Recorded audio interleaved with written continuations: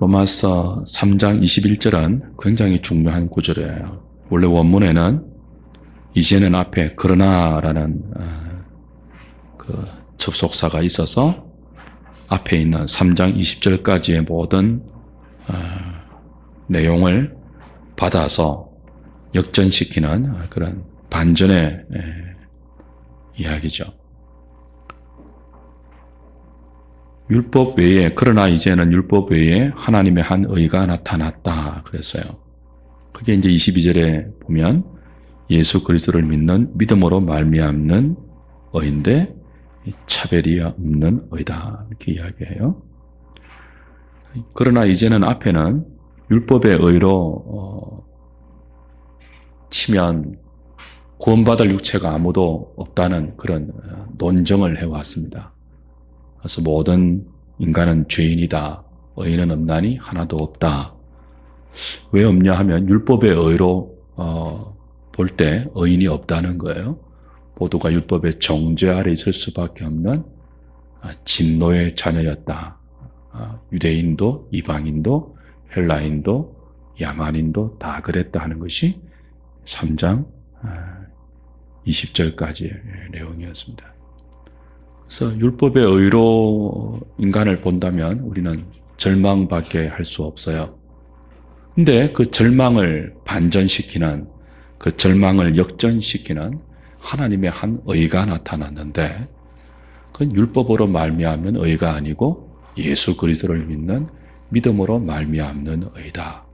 이건 유대인이든 이방인이든 헬라인이든 야만인이든 남녀노소 빈부 귀천을 가리지 않고 누구든지 예수 그리스도를 믿으면 이 하나님의 의를 얻게 된다는 면에서 차별이 없다. 그렇게 이야기하는 구절입니다. 이 구절을 여러분이 좀 마음에 담아두시고 오늘 교환을 중심으로 해서 알기 쉬운 교회학 34번째 시간, 구원론 8번째 시간, 칭의를 좀 같이 공부하도록 하겠습니다. 구원론은 유념하셔야 됩니다. 우리가 구원을 이루어가는 그 순서가 아니에요. 우리가 구원론이라고 말할 때 이 구원론은 예수 그리스도가 이룬 구원을, 그죠? 성부 하나님이 계획하시고 예수 그리스도가 이룬 구원을 성령께서 택한 자에게 적용시켜가는 논리적인 순서예요. 그러니까 우리가 구원을 이루어가는 순서가 아니에요. 우리가 단계별로 천성을 향하여 어떤 계단을 밟아서 구원에 도달해가는 그게 아니고 이미 하나님께서 이루신 구원, 특별히 예수 그리스도가 우리의 구원자라서 택한 자를 위해서 당신의 생애, 십자가와 부활을 통하여 이루신 그 구원, 그것을 누가 적용시켜가는 것이라고요? 성령께서 적용시켜가는 논리적인 순서, 시간적인 순서가 아니에요.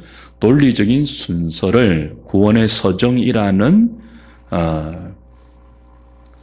그 단계로 우리가 지금 이렇게 밟아가는 것입니다. 알아가는 것입니다. 자, 그 구원의 서정을 한번 여러분이 되돌려 보십시오. 무엇부터 성령께서 그리스도가 이룬 구원을 우리에게 적용시켜 가시죠? 가장 먼저 뭐였죠? 택한 자를 뭐 하시는 거였어요? 부르시는 거였죠. 부르심입니다. 부르심. 구원의 논리적인 순서의 첫 번째 단계는 부르심이에요. 소명이죠. 이 부르심도 일반적인 부르심이 있고 또 뭐죠? 특별한 부르심이 있었죠. 외소가 있고 내소가 있습니다. 그래서 그것을 유효한 부르심이라고 했고 하나님이 복음을 통해서 한거할 수 없는 유효한 부르심으로 택한 자를 부르시면 그 부르심의 결과로 어떤 사건이 일어났죠? 죄와 허물로 죽었던 영혼이 다시 태어나는 거듭남, 중생의 역사가 일어납니다. 그러니까 하나님이 하시는 거예요. 그 죄와 허물로 죽었던 영혼이 하나님이 살려주시는 생명으로 거듭나게 되면 그 생명의 반응이 일어났죠. 자연스러운 반응이고 당연한 반응이에요. 그 반응이 뭐였죠? 죄를 깨닫고 죄에서 돌이키는 회개. 동시에 뭐죠? 죄가 아닌 하나님께로 돌아가는 믿음. 이 결정적인 돌이킴을 우리는 회심이라고 했죠. conversion. 그죠? 이 결정적인 회심은 죄에서부터 돌이키고 하나님께로 돌아가는 회개와 믿음의 이 결정적인 회심은 단 한 번이지만, 그죠? 그 이후로 계속 뭐예요? 우리의 삶이 회개와 믿음으로 진전됩니다. 그래서 이제 회심과 회개와 믿음을 조금 구별할 필요는 있죠.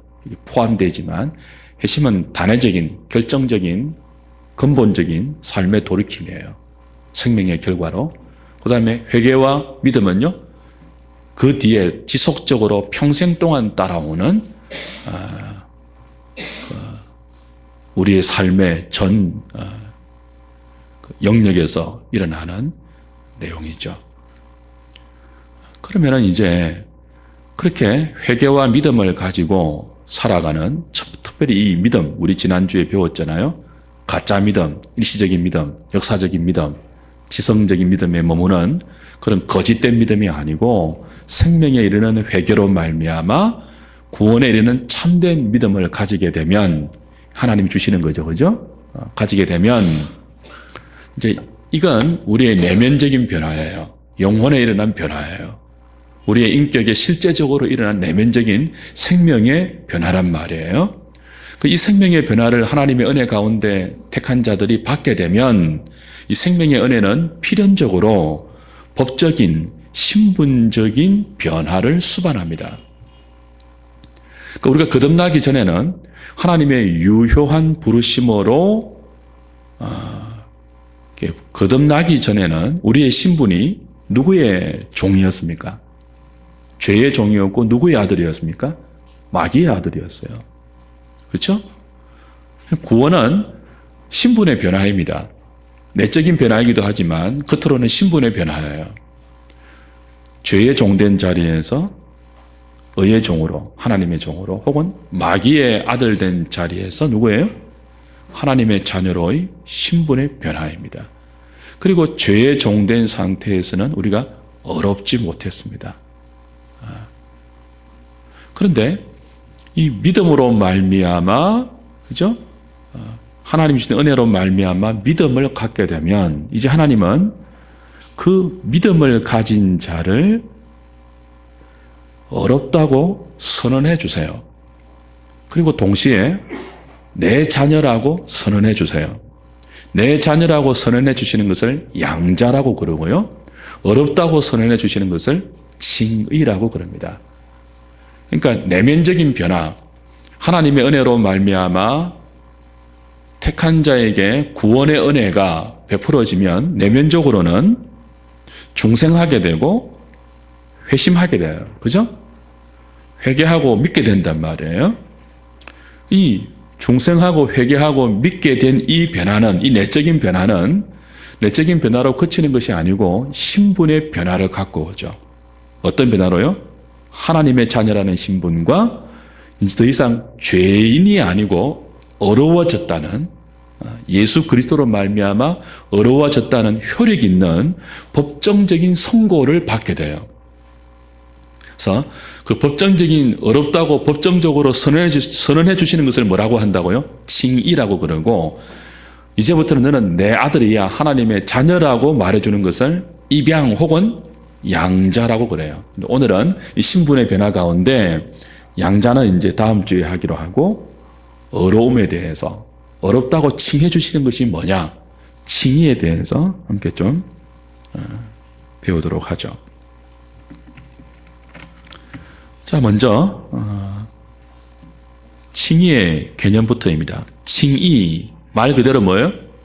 어렵다고 칭해 주는 거예요. 어렵다고 해주는 거예요. 그 칭의라고 할 때 이건 그 법정적인 의미가 있다는 사실을 꼭 기억하십시오. 그냥 누군가가 자기 마음대로 너 이제부터 어렵다 하는 것이 아니고, 재판석에서, 공개적인 재판석에서 하나님의 재판석에서 재판장이신 의로운 하나님이 피고로 올라선 죄인을 향하여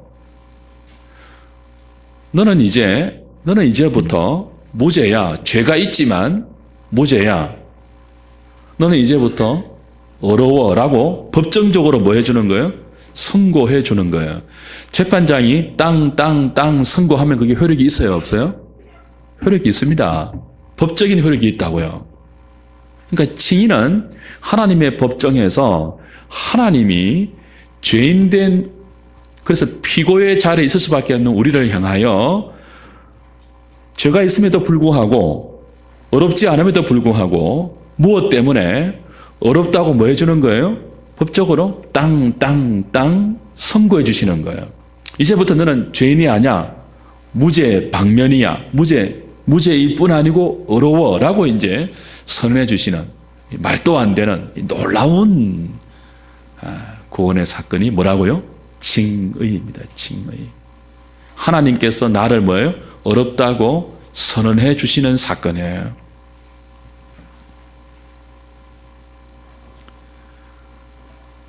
그래서 칭의를 할 때는 법정적인 의미가 있다는 사실을 꼭 기억하십시오. 단어적인 의미를 봐도 구약의 히체티크, 신약의 디카이오, 이 모든 신구약의 단어가 법정적인 개념을 갖고 있습니다.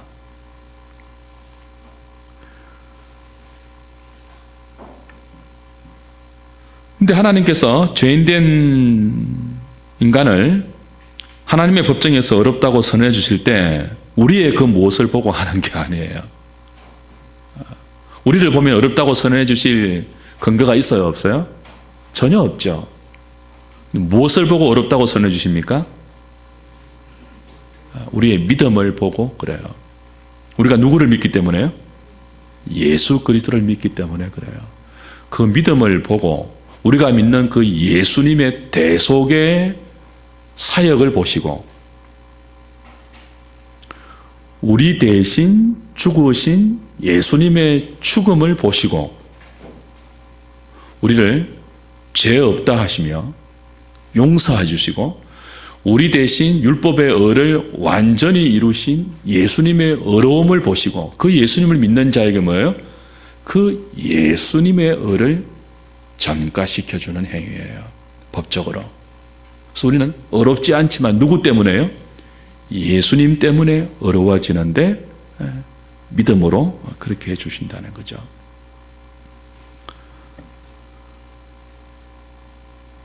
하이델베르그 요리문답 60문에 보면 이 칭의에 대해서 이렇게 문답합니다. 당신은 어떻게 하나님 앞에서 어렵게 됩니까? 그죠? 라는 질문에 대해서 요리문답은, 하이델베르그 요리문답은 어떻게 답을 한다고요? 같이 한번 읽어볼까요? 오직 예수 그리스도에 대한 참된 믿음으로만 됩니다. 비록 내가 하나님의 모든 계명을 크게 어겼고 단 하나도 지키지 않았으며 여전히 모든 악으로 향하는 성향이 있다고 나의 양심이 고소하지만 하나님께서는 나의 공로가 전혀 없이 순전히 은혜로 그리스도에 온전히 만족해 하심과 어려움과 거룩함을 선물로 주십니다. 하나님께서는 마치 나에게 죄가 전혀 없고 또한 내가 죄를 짓지 않은 것처럼 실로 그리스도께서 나를 위해 이루신 모든 순종을 내가 직접 이룬 것처럼 여겨주십니다. 오직 믿음으로만 나는 이 선물을 받습니다.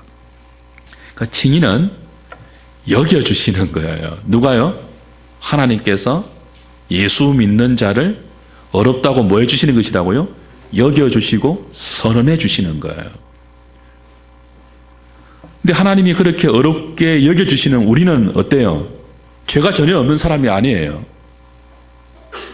그런데도 죄가 전혀 없는 것처럼 죄를 짓는 사람임에도 불구하고 마치 죄를 하나도 짓지 않는 사람인 것처럼 그리스도가 이루신 모든 죄에 대한 사역과 율법의 어려움에 대한 사역을 보시고 그렇게 선언해 주신다는 것이니까 이게 너무나 놀라운 진리이죠. 그리고 이건 인간의 의를 높이는 사람들에게 가장 납득이 안 되는 진리예요.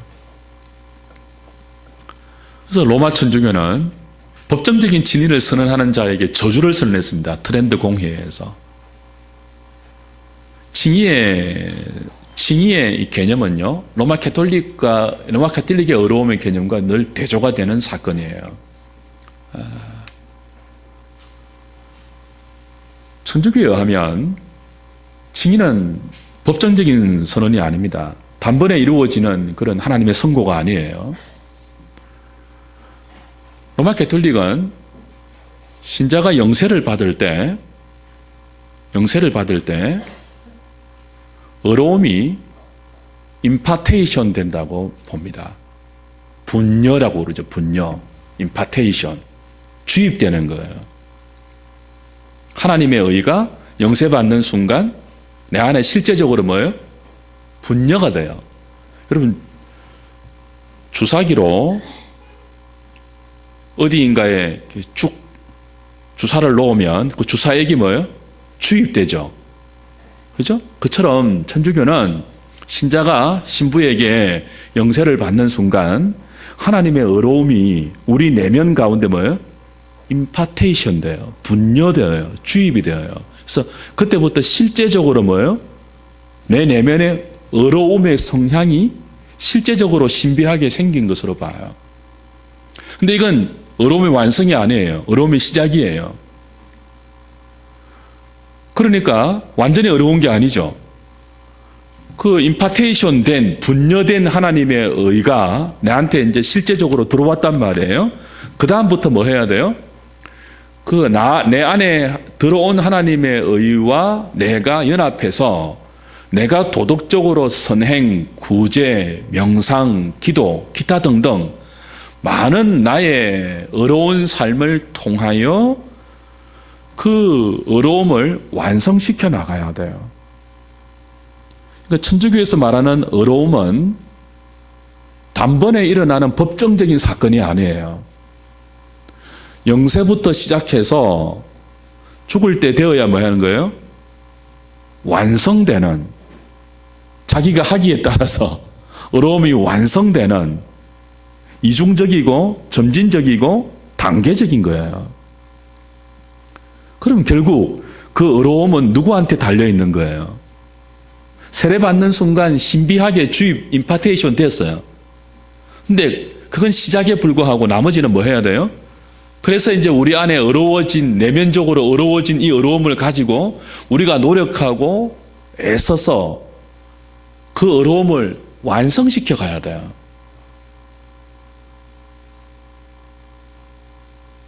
그게 완성이 안 되면 천국에 못 가요. 이게 이제 사제교리하고도 연결되는데요. 이런 게 가는 거죠. 천주교는 우리처럼 단번에 용서받는 것 아닙니다. 영세받을 때 원죄를 용서받아요.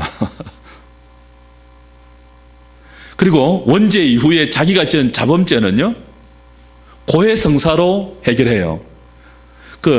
영세받을 때 원죄를 용서받는 것을 사죄라고 그러고요. 영세 이후에도 계속 죄를 짓잖아요.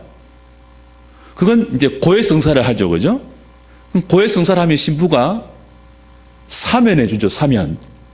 자범죄를 사면해 주는데 모든 것을 사면해 주는 것이 아니고 그 자범죄에 대한 죄책, 형벌은 자기가 져야 돼요. 그래서 신부가 고해성사를 받고 나서 뭔가를 오다를 내리잖아요.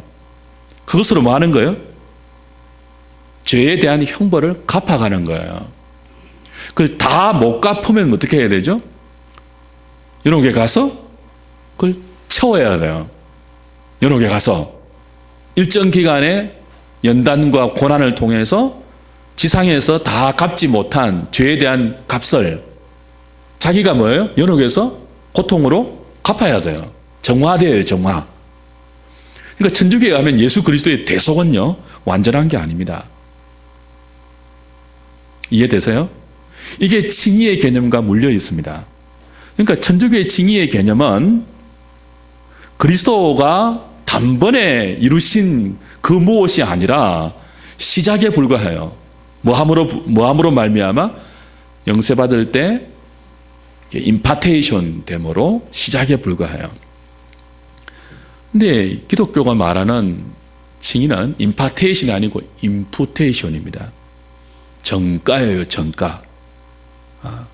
임파테이션은 내부로 들어오는 거예요. 하나님의 의가 내 내부로 들어오는 거예요. 임푸테이션은 뭐예요? 외부에서 정가되는 거예요. 그러니까 요즘 신사도주의, 은사주의, 두날개, 알파, 기타 등등에서 하는 가장 안 좋은 프로그램 중에 하나가 뭐예요? 성령 터널 그런 건데요. 임파테이션 하는 시간이란 말이에요. 임파테이션이 분녀예요, 분녀. 주입하는 거예요. 그러니까 마치 능력이 있는 어떤 자가 안수해서 많은 거예요. 성령의 능력을 막 분녀해 주는 거예요. 온누리교회 주기철 장로 같은 분들이 하는 사이 그거예요. 탁탁탁 분녀해 주는 거예요. 이 말이 돼요, 이게? 성령이 무슨 물질입니까? 저는 이런 거 할 때마다 열받는다고 했죠. 제가 얼마나 온유한 사람입니까? 근데 이런 거 할 때마다 열이 받아요, 정말. 인간이 어떻게 성령을 분녀합니까? 그래서 그 모든 운동들이 지금 이 개신교 안에 얼마나 많이 들어와 있는지 몰라요. 그런 분들이 하는 게 뭔지 아세요? 성령의 기름 부음을 받아가는 기도예요. 성령의 기름 부음 받는다는 말 쓰지 마세요, 여러분. 안 좋은 표현이에요. 그건 직분과 관계된 말이거든요. 기름 부음 받는다는 것은 그리스도라는 뜻입니다. 예수 그리스도가 기름 부음 받은 메시아예요.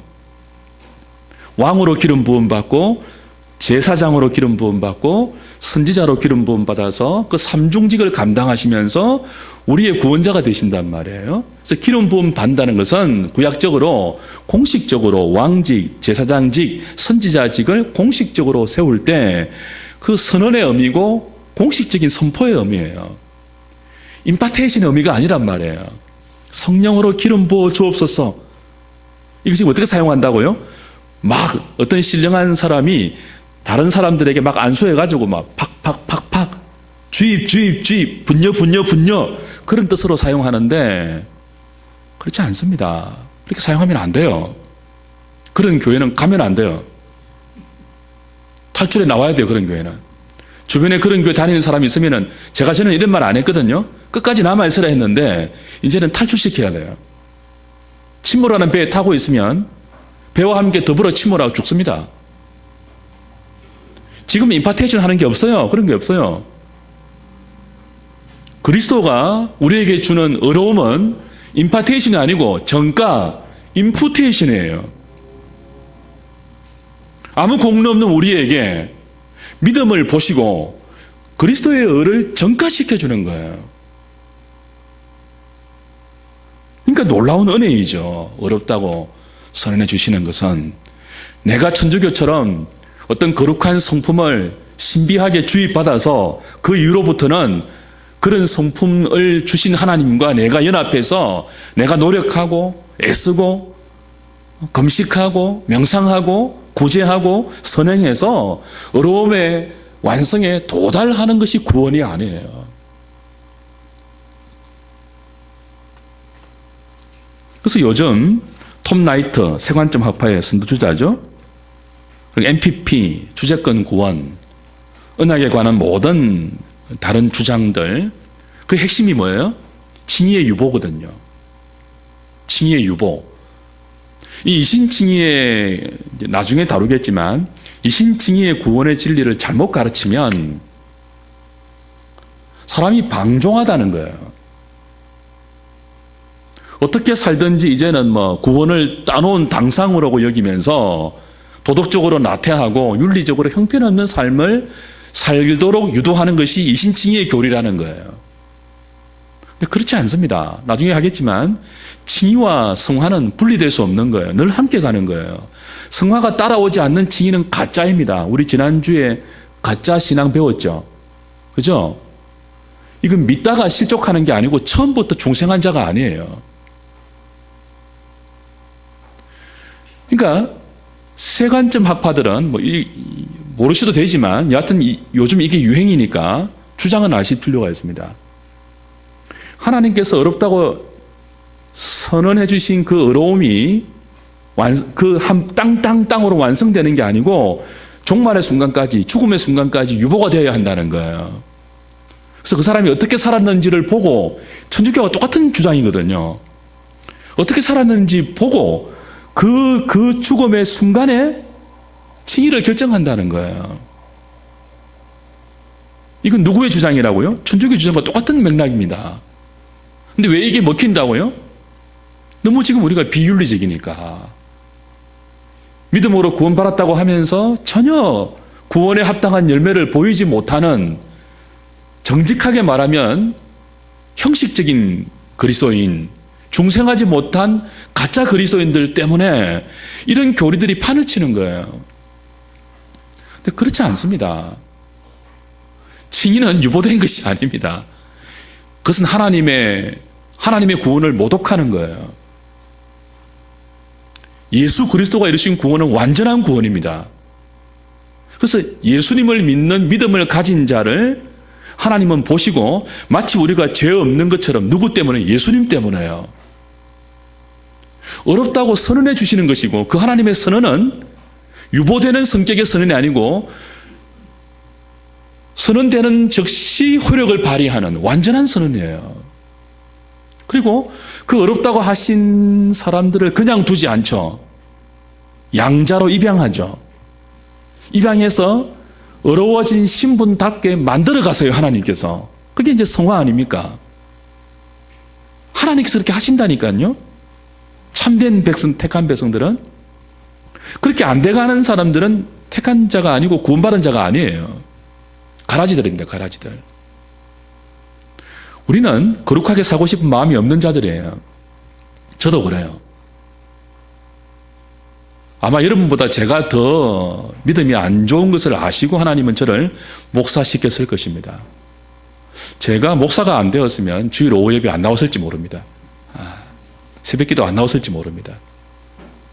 여러분보다 믿음이 못하기 때문에 어쩌면은 목사를 시켜서 억지로라도 말씀을 보게 만들고, 기도하게 만들고, 설교 준비하게 만들고, 공부하게 만들어서 그 속에서 하나님의 진리를 깨닫게 하시고 거룩하게 만들어 가시는 것을 저는 너무 많이 경험하거든요. 너무 많이 깨닫고 느껴요. 하나님이 하시는 거예요, 하나님이.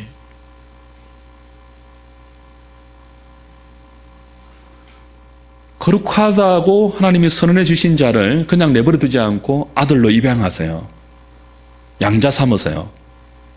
그리고는 아들로 입양한다는 말은 호적에 올린다는 말이죠. 하나님의 호적을 우리를 올린다는 말이잖아요. 이제부터 하나님은 우리를 일주일에 한 번씩 방문하셔가지고 가르치는 그런 분이 아닙니다. 그렇게 해서 우리의 거룩은 이루어지지 않습니다. 어렵다고 해주시고는 끝이 아니에요. 어렵다고 해주시고는 양자 삼으신다니까요. 동시에. 그리고는 한 번씩 찾아와서 간헐적으로 은혜 주시는 것이 아니고 매일 우리와 함께 하시면서 한 집에 사시면서 우리를 거처 삼고 우리를 성전 삼아서 우리와 함께 하심으로 아들답게 거룩하다고 선언해 주신, 어렵다고 해주신 그 신분답게 우리를 만들어 가십니다. 성도의 삶이 고달픈 이유가 여기 있어요. 우리가 죄짓고 마음대로 못 사는 이유가 여기 있습니다. 하나님께서 그렇게 하십니다.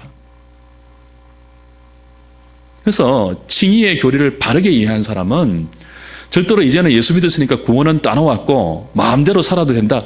그렇게 못 살아요. 그렇게 못 산다니까요. 그렇게 사는 사람은 가짜예요, 가짜. 하나님이 없는 사람이에요. 하나님이 있으면 그렇게 못 살아요. 두렵고 떨림으로 오히려 구원을 이루어가죠. 하나님의 은혜 가운데서요.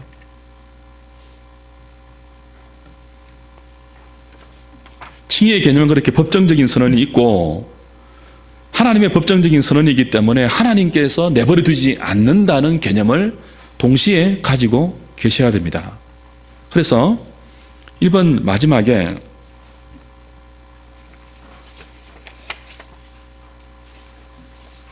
그렇다면 칭의는 하나님께서 우리를 어렵게 만드시는 것입니까? 어렵다고 뭐 하는 거예요? 선언하시는 것입니까? 만드는 거예요? 선언하시는 거예요? 선언하시는 거예요. 만드는 것은 무엇으로 우리가 배워야 한다고요? 성화에서 배워야 한다고요. 근데 이 둘은 뭐예요? 분리될 수 없는 거예요. 함께 가는 거예요. 근데 왜 분리해서 배운다고요? 개념을 확실히 하자는 거예요. 개념을. 천주교는 칭의와 성화를 섞어 놓았습니다. 그리고 칭의 안에 성화를 가지고 들어와서 칭의의 유보를 말한다니까요.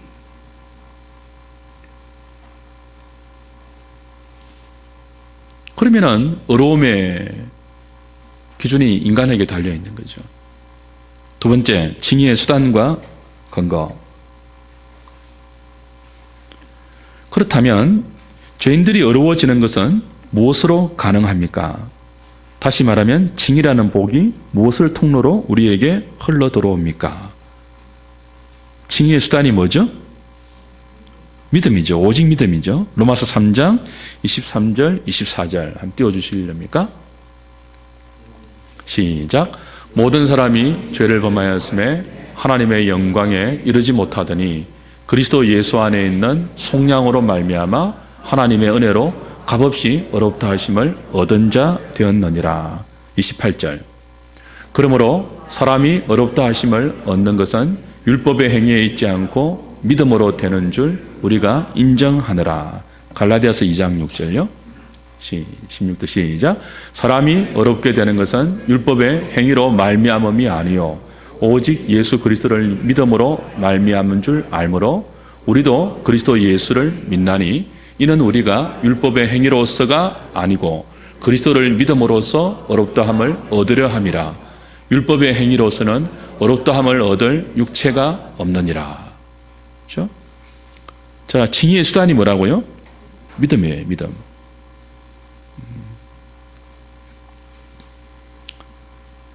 그러니까 이 믿음으로 어렵다함을 받는다고 할 때 바울이 끊임없이 대조하는 것이 뭐였습니까?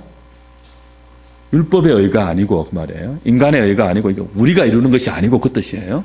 하나님의 의라는 거예요. 하나님 우리를 어렵다고 해주셨는데 그 어려움의 수단이 뭐냐 하면 수단이에요. 수단. 우리에게 주신 믿음이라는 거예요. 이 믿음조차도 하나님의 선물이니까 결국 어려움은 우리한테 나오는 게 아니에요. 하나님이 주시는 거예요.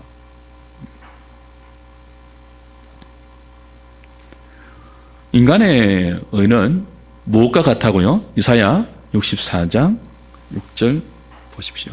시작. 이사야 64장 6절. 무릇 우리는 다 부정한 자 같아서 우리의 의는 다 더러운 옷 같으며 우리는 다 잎사귀같이 시들므로 우리의 죄악이 바람같이 우리를 몰아가나이다. 우리의 의는 뭐와 같다고요? 더러운 옷 같아요. 쓰레기 같다는 거예요. 그걸 가지고 어떻게 우리가 어려움에 도달할 수가 있겠습니까? 그게 이제 자꾸 대조시키는 인간의 의입니다. 인간의 의로 어렵다함을 받을 수 있는 육체는 아무도 없죠. 하나님께로부터 난 의, 믿음을 수단으로 해서 우리에게 전가시켜주는 하나님의 의. 여러분에게 뭐가 있다고? 인간의 의가 아니고 뭐가 있다고요? 하나님의 의가 있어요. 무엇으로 말미암아? 믿음으로 말미암아. 믿음으로 말미암아. 믿음 플러스 뭐가 아니에요? 믿음으로 시작했는데 율법으로 마치는 게 아니에요. 그죠? 오직 믿음이에요. 오직 믿음. 참된 믿음이겠죠. 참된 믿음. 그 다음 믿음의 칭의의 근거. 이거 잘 유념하셔야 됩니다. 믿음이 칭의의 수단이기 때문에 믿음을 공로로 내세울 수가 있습니다. 근데 칭의의 근거는 믿음이 아니에요. 칭의의 수단만 믿음이지 칭의의 근거는 뭐죠? 내가 믿는 믿음이 아니고 그건 수단에 불과해요. 수단. 수단에 불과하고 칭의의 근거는 뭐죠? 내가 믿는 믿음의 대상되는 믿음의 내용되는 예수 그리스도입니다. 예수 그리스도의 대속입니다.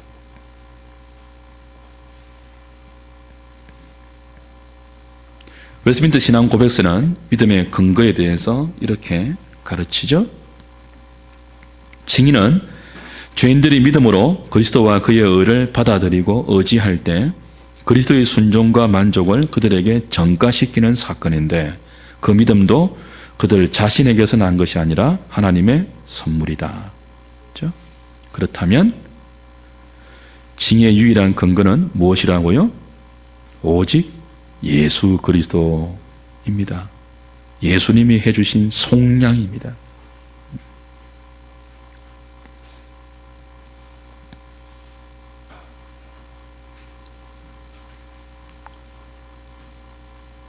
마틴 루터가 앞에 풋노트 3, 4번 건너뛰었는데요. 한 번씩 보죠. 마틴 루터가 정신병에 굉장히 시달렸습니다. 정신분열증, 정신착란증을 갖고 있었습니다. 루터에게 정신착란증을 갖고 온 이유가 이 천주교적인 어려움에 대한 혼란 때문에 그래요. 아까 천주교가 뭐라 하십니까? 영세받을 때 임파테이션 된다고 했죠. 하나님의 의가. 그럼 실제적으로 뭐예요? 자기의 내면에 어려운 하나님의 성품이 들어온 거거든요. 그래서 이제 이 어려운 성품이 있음에도 불구하고 뭐예요? 자꾸 죄를 지으면 심각한 갈등을 느끼게 되죠. 그리고 하나님께서 어려운 성품을 주었는데 너 이제 왜 그 어려운 성품을 발휘하지 못하고 자꾸 죄를 지어 더 심한 죄에 대한 벌을 주신다고 생각해서 공포에 떨었습니다. 루터가. 루터가 굉장히 분열증이 시달렸습니다. 나중에 95개 조항 발표하고 나서 막 천주교 본부로부터 수많은 압박이 이렇게 막 몰려올 때 더 이 정세가 심해져 가지고 막 잉크병을 던지면서 막 야 물러가라 막 그러기도 하고 막 그런 정세를 많이 보였어요. 근데 루터를 그렇게 힘들게 했던 원인 중에 하나가 뭐예요? 끝없는 죄책감이에요. 내 안에 어려운 성품이 있는데 주입되었는데 분열되었는데 왜 내가 이럴까라는 자책감이죠. 너무너무 괴로워했습니다. 그러다가 뭘 해요? 복음의 진수를 만났죠. 그러다가 그 수많은 고통의 밤 속에서 로마서를 읽다가 오직 믿음으로 말미암아 어려움을 받는다는 임푸테이션, 정가의 진리를 발견하고 이제 자유를 맛보게 되는 것입니다. 놀라운 거죠. 그래서 사실은 율법의 의로 좀 우리가 눌릴 필요가 있습니다. 좀 역설적인 말이지만 현대교인들은 너무 안 눌려가지고 방종해요. 눌려본 적이 없는데 자유를 알겠습니까? 그렇잖아요. 한 번도 율법으로 눌려본 적이 없어요. 율법으로 말미암아 우리를 정죄감에 빠지게 하는 하나님의 정죄감 속에 들어가 본 적이 없어요. 그러니까 율법의 정죄에서 자유케 되는 것이 무엇인지를 이해를 못해요. 늘 자유로웠는데 늘 지 마음대로 살았는데요. 새삼스러운 자유가 어디 있습니까? 사실은 구원받은 사람들에게 율법을 주신 것이거든요. 언약의 법이. 율법을 통해서 구원에 이르는 게 아니고 요즘 우리 출애굽기 보잖아요. 그죠? 구원받은 백성들에게 언약의 법을 주셔서 구원받은 그들이 어떤 존재인지를 율법을 통해서 확인하고 더 그리스도를 의지하게 만드는 용도란 말이에요. 율법이. 하나님 백성들의 참된 표지예요. 표지. 그럼에도 불구하고 이 율법의 의로는 우리가 어려움에 이를 수 없고 오직 예수 그리스도를 믿는 믿음으로만 어렵다함을 받았다 하는 것을 율법이 또한 확인시켜 주는 거죠. 그래서 풋노트 4번 보십시오. 칭의는 낯선 의예요. 낯선 의. 우리 안에 이식되어 내면에서 역사한다면 이게 낯설지 않겠죠. 그죠?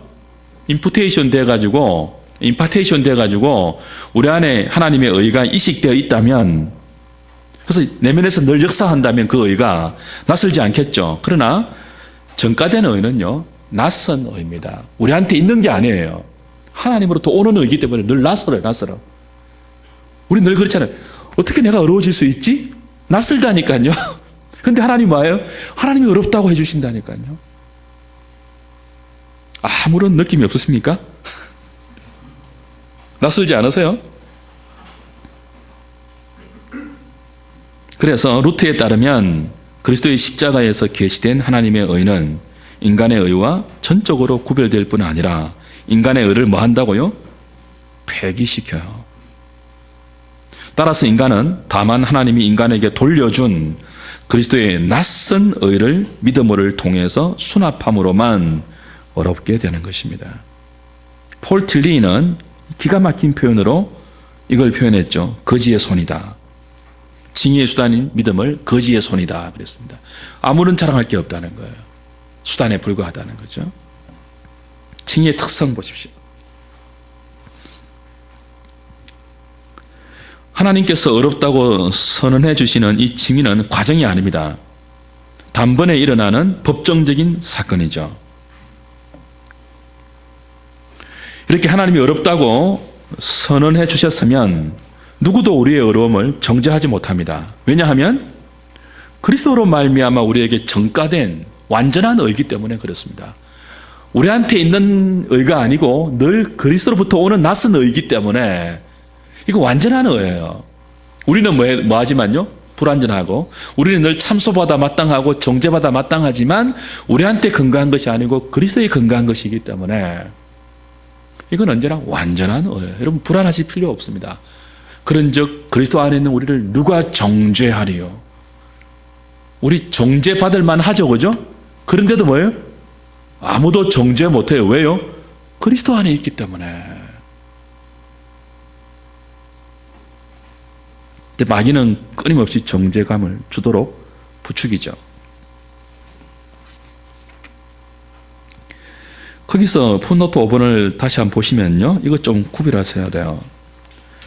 천주교의 구원가는 우리처럼 성화가 아니고 신화입니다. 신화. 아까 그랬죠? 임파테이션 되죠? 세례받을 때 하나님의 의가 내면적으로 주입이 돼요. 분여가 돼요. 그러면 이제 그 변화된 우리의 하나님의 의로운 성품을 가지고 우리의 반응에 맞추어서 점점 신의 본질에 우리가 뭐예요? 동참되어 가는 신화예요, 신화. 그래서 천주교에서 뭐가 있다고요? 성인이 있잖아요, 성인이. 성인이 뭔 줄 아세요? 신화가 잘 된 사람이에요. 그래서 천국에 들어갈 뿐 아니고 천국에 들어갈 정도의 의로움을 완성한 사람이 아니고 그 의로움의 수준이 뭐예요?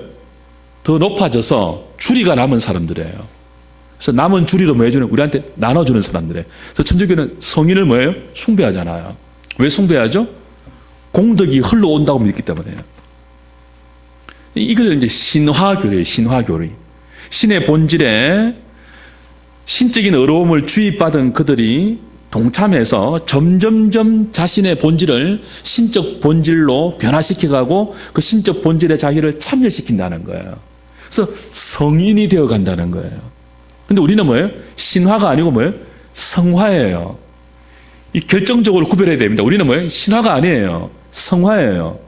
우리는 아무리 거룩해져도 뭐예요? 인간이라고요. 우리 신이 안 돼요. 신의 본질에 참여하지 못해요. 그럼 베드로의 전서의 말은 뭡니까? 신의 성품에 참여한다는 말은 하나님은 닮아간다는 거지 우리의 본질이 신으로 변화된다는 게 아니에요. 우리는 아무리 거룩하고 나중에 영화되어도 주님 다시 오셔서 그죠? 죽은 자는 부활되고 살아있는 자는 변화되잖아요. 그죠? 신령하게. 아무리 신령하게 변화돼도 우리는 뭐예요? 피조물이에요. 우리 신으로 신화되는 게 아니에요. 본질이 안 달라집니다. 피조물로서 가장 거룩한 상태에 도달하는 거죠. 그걸 영화입니다. 성화의 완성이에요. 근데 천주교는 뭐예요? 신화를 추구한다니까요. 신화를. 신화의 가장 기초가 뭐예요? 징의예요. 징의.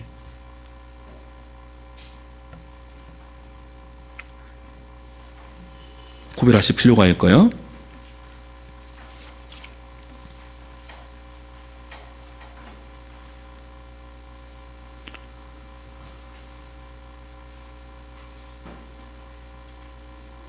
(4번) 위에 그러나 성도는 그리스도 안에서 주어진 징의의 은혜를 누리는 동시에 믿음의 실천으로 계속해서 징의에 뭐예요? 걸맞게 살아야 합니다. 징의와 성화는 구별될 수 없어요. 구분될 수 없어요. 구별하는 것이지. 그래서 징의와 성화는 차이가 있지만 구별하는 이유가 있습니다. 개념상으로. 왜냐하면 칭의와 성화를 섞어 놓아버리면 칭의가 뭐예요? 우리의 행위와 연관되기 때문에 하나님의 독자적인 행위가 안 되어요. 그래서 우리는 이 개념을 날카롭게 구별을 해야 됩니다. 근데 뭐예요? 동시에 일어나고 함께 가는 사건이에요. 구원사적으로 함께 가는 사건이에요. 읽어볼까요? 시작. 하나님은 자신이 어렵다고 하신 사람을 반드시 성화로 이끄십니다. 그런 면에서 칭의가 성화로부터 분리되어서는 안 되지만 개념상 구별되어야 합니다. 왜냐하면 칭의가 믿음을 가진 신자들의 행위와 전혀 상관없이 그리스도의 의가 전가된다는 성경의 진리를 강조하기 위해서입니다. 다시 말씀드리지만 우리의 칭의는 오직 예수 그리스도의 고난과 순종에 기초하는 것이지 우리 자신의 선행들에는 조금도 기초하지 않습니다.